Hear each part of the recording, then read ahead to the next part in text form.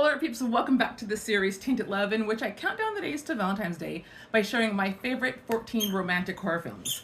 As you guys know who have been following this series since day one, not all of our movies have been romantic love. We had a bromance movie, we had brotherly love, we had a mother's love, we've had stalking and obsession and everything that makes love dangerous and toxic, right? But how can we have a series about tainted love if we do not talk about the love of God? You guys, but before we get into this, we are celebrating the lovely holiday of Valentine's Day. So go ahead and show this page some love, follow, like, and comment. I know you guys like this type of comment. I see you guys watching, but you're just stalking me from the shadows. And even though I am a hopeless romantic, it's day 12. Like, it's time for us to make this official. So go ahead and like, follow, and subscribe. Okay, dudes, today's movie is from 2021 and it's called The Believer. This movie follows Lucas and Violet. Lucas is a scientist, but he's become ill and the doctors don't know what's wrong with him.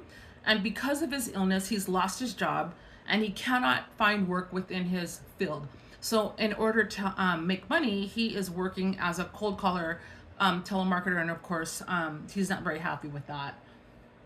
Violet is, we're not really sure what Violet does, but one of the things that we know right off the bat is that this couple is having problems. Now, they're both religious, but something happened that made Violet go so far right, so beyond anything that's that can be considered reasonable.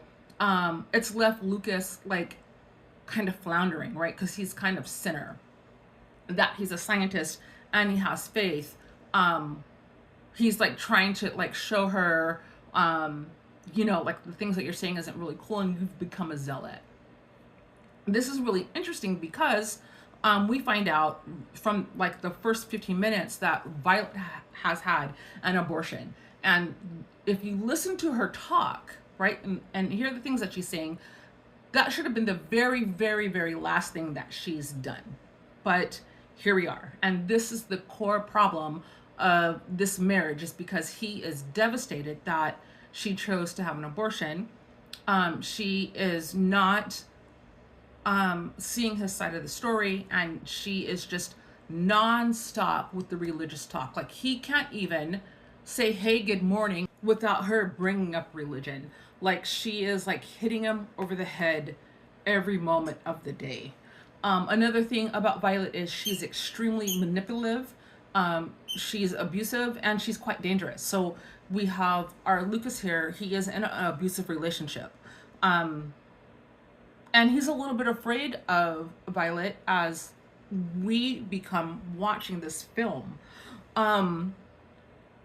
One of the things that she's super good at is she's a master manipulator and a gaslighter. Even me, when I was watching it, there were times in the movie I was like, wait, what? Wait, is it me? Or did that not just happen? Even though I just watched it happen, she's really good. So, one of the things that she uses to control Lucas is she self-harms. So like there's this huge argument where he just can't take anymore, right? Because she hits below the belt and he's like, you know what? I'm just going to take off and I need some breathing space.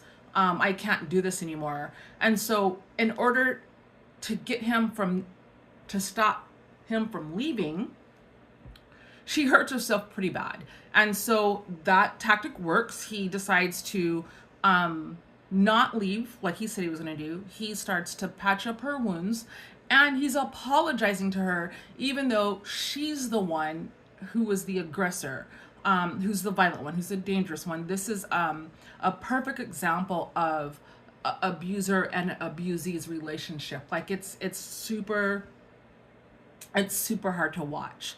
And so when she reels him in, she's okay for a while, like maybe 5 or 6 minutes, because she does not stop with the religious talking. And so a couple of days go by, there's another nasty fight. So let me back up a bit. One of the things that she said when he was like, "You killed our baby," she said, "I took him from the womb and moved him someplace else. So just because I'm not pregnant anymore, it doesn't mean he doesn't exist." And so like that spins him out of control because like, what does that even mean, right? And so she was gone, and he heard some noises coming out of the basement, but he couldn't get into the basement because she locked the door. And so he was like, "Hey, like I heard some sounds in the basement. I need to go in there." And she's like, "Oh, we can't break the rules." And he's like, "What's going on?" So this causes a huge fight, and he's like, "I'm leaving. Like I'm done with this." And so she starts to self-harm, and he has resolve. He's like, "You know what? Do whatever you need to do. I don't care." And so then she makes it worse. Like she was scratching herself, and then she swallowed bleach. And because he's a good guy, the plans to escape are over. He is trying to get her to stop because like she swallowed bleach, and then she took like what looks like wire cutters, and she's like trying to cut her tongue out. So like he, in the struggle of him trying to remove that from her to stop her from harming herself, because they're fighting down the hallway, they end up in the bedroom, and she tries to lock herself in the closet. He's tries to stop her. His hand gets smashed in the door, and he kicked the door in, which hit her and made her and knocked her out. So now she's on the floor, knocked out, and there's someone at the front door. The doorbell's ringing. So he's like, "Oh my God, the fucking cops, and my wife is up in the closet, like knocked out." So he goes to answer the door, and it's worse than the police. It's her parents, right?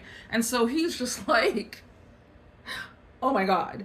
And so they're roaming around his house unsupervised. He's freaking out because he can't keep both of them in his line of vision because he doesn't want anyone to go and find his wife that's bleeding and knocked out in the closet. And one of the things that the father asked him, he's like, "I have something to tell you about her. She's not as young as you think she is. Like she's way, way older than that." But he's so stressed out that he can't find her mom, and he doesn't want the mom to discover her daughter knocked out in the closet. He really doesn't hear, it doesn't process what the dad said. And then the mom was like, "Here's a recent picture of her. We took it about 5 months ago." And he's looking at this picture, and he's like, "Who is this?" Like he doesn't even recognize who this woman is. And so it's just way too much for him. He like gets this rules to get them out of the house. He's like, "Yeah, come back for dinner," right? And they're like, "Oh, that sounds like a good idea." And so they leave, and he goes to wake up Charlotte to make sure she's okay. Who's Charlotte? Violet. He goes to wake up Violet to make sure that she's okay, and she is.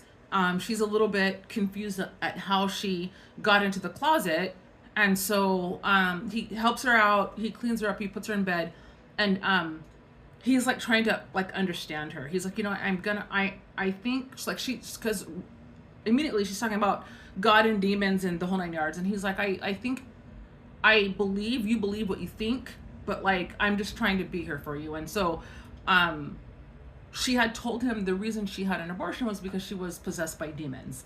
And so he was like trying to like comfort her and be understanding, and then she was like, "It wasn't me who was possessed, it's you." And so again with the gaslighting, right? Because like normally when we think of possession, you're unlike any other woman on this planet. That's what I love about you. Your passion for virtue is killer.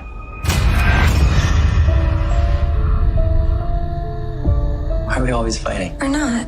Yes. Not always. Ever since the thing?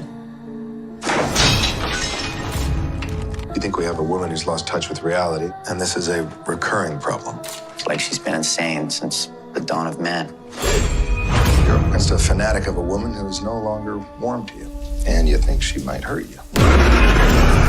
There's something you're afraid of that you're not telling me, because you're not telling yourself. This isn't about ghosts. This is about something more powerful. I'm leaving this house for good. No. Move. No.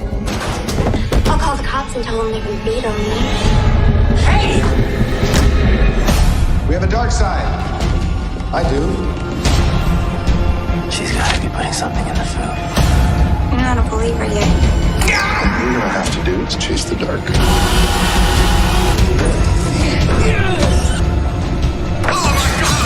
Tell me what happened here. Are you sure it's dead? It's not solvable. Did you see it dead? Grandchild look evil. Would you kill it?